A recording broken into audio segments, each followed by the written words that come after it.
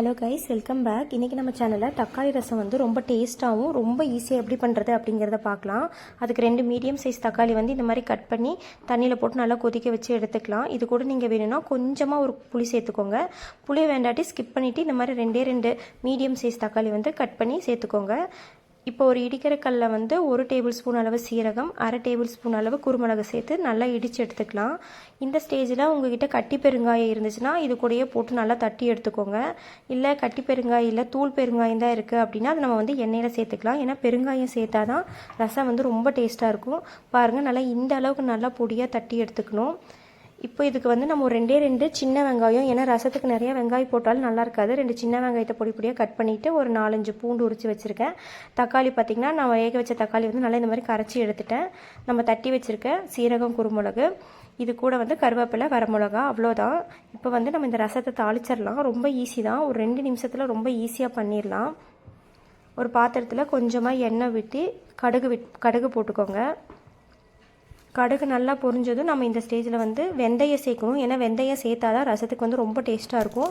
வெந்தயம் சேர்த்து நீங்கள் ரொம்ப நேரம் விட்டுறக்கூடாது. வெந்தயம் சீக்கிரமாக கருகிருச்சுனாலும் ரசத்தோட ஸ்மெல்லு மாறி டேஸ்ட்டும் மாறிடும். பாருங்கள், வெந்தயம் போட்டு இந்த மாதிரி லைட்டாக அந்த கலர் சேஞ்ச் ஆகும்போது நம்ம கட் பண்ணி வச்சுருக்க வெங்காயம், கருவேப்பிலை, காஞ்ச மிளகாய் வந்து சேர்த்துக்கோங்க.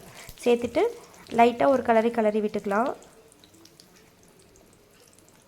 வெங்காயம் வந்து கொஞ்சம் பொன்னிறமாக வதங்கட்டும். இப்போ நம்ம என்ன பண்ணலான்னா பெருங்காயத்தூள் வந்து நம்ம இந்த ஸ்டேஜில் சேர்த்துக்கலாம். ஏன்னா நம்மக்கிட்ட கட்டி பெருங்காயம் இல்லை தூள் பெருங்காயம் தான் இருக்குது.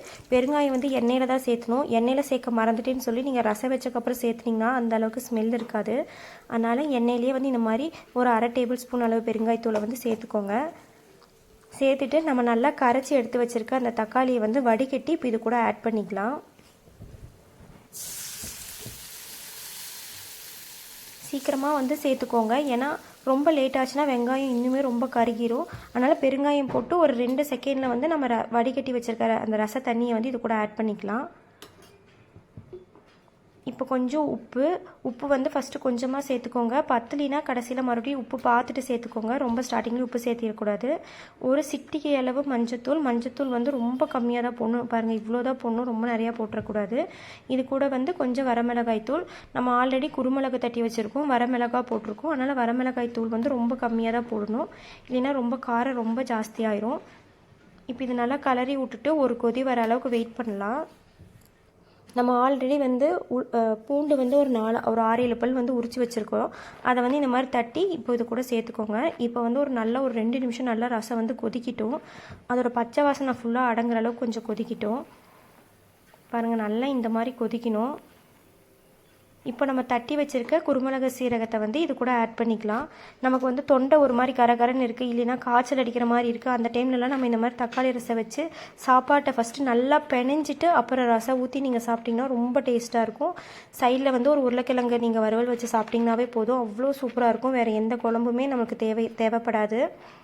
பாருங்கள், கடைசியாக கொஞ்சமாக கொத்தமல்லி தழை வாசத்துக்கு தூவிட்டு ஒரு நிமிஷம் கொதிக்க விட்டு ஸ்டவ் ஆஃப் பண்ணிடுங்க. ரொம்ப நேரமும் ரசம் வந்து கொதிக்கக்கூடாது, அதோட ஸ்மெல் எல்லாமே போயிடும். அவ்வளோதான், ரொம்ப ஈஸியாக ரெடி பண்ணிட்டோம். ஸோ கண்டிப்பாக வந்து இதே மாதிரி தக்காளி ரசம் வந்து வீட்டில் ட்ரை பண்ணி பாருங்கள். இன்கேஸ் நீங்கள் புளி சேர்த்துனீங்கன்னா ரொம்ப கம்மியாக சேர்த்துங்க, புளியும் ரொம்ப சேர்த்திடக்கூடாது. அப்புறம் ரசம் வந்து நமக்கு ரொம்ப புளி படிக்க ஆரம்பிச்சிடும். தேங்க்யூ கைஸ், தேங்க்யூ ஃபார் வாட்சிங்.